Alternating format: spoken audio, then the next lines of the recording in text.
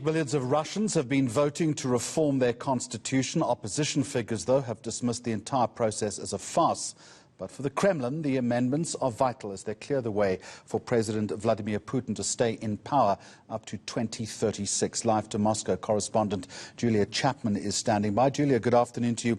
And essentially, this is a vote, if you strip it all away, to keep Vladimir Putin, as I've mentioned, in power. Or is there more to it?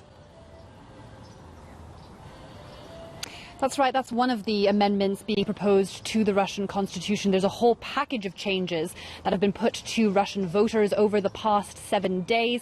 They include writing the mention of God into the constitution, defining marriage only as a union between a man and a woman, indexing pensions and the minimum wage to inflation, ensuring that any high members of government are only holding Russian citizenship and no other citizenship. It would also provide immunity to former presidents and, perhaps most eye-catching of all, most significant of all, a resetting of Vladimir Putin's presidential terms. That would allow him, if he so chooses, to run for 2 more times as president, possibly keeping him in power until 2036.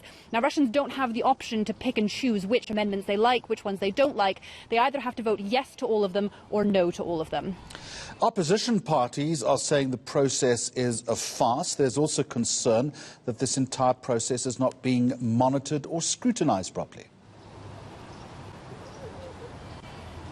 That's right. Election monitors have raised concerns about the way this vote has been carried out because this is still happening during a pandemic. So the Election Commission has spread it out over 7 days. Polling stations have been open over the course of a week. That's one concern for election monitors. They say that could lead to ballot stuffing overnight. And also part of the vote has taken place online, but only for 2 cities, Moscow and Nizhny Novgorod. More than 1 million Russian voters registered to vote online, and that closed yesterday. Voting is still happening today in polling stations, but the electronic vote has already come to an end, and we understand that voter turnout for that portion was as high as 93%. Now, that's likely to be higher than voting at polling stations because people signed up very recently. That means they're probably more likely to actually vote than those who are registered to vote at polling stations. But there are still certainly concerns among opposition figures that these elections are not free and fair. Our correspondent in Moscow, Julia Chapman, thank you for the update.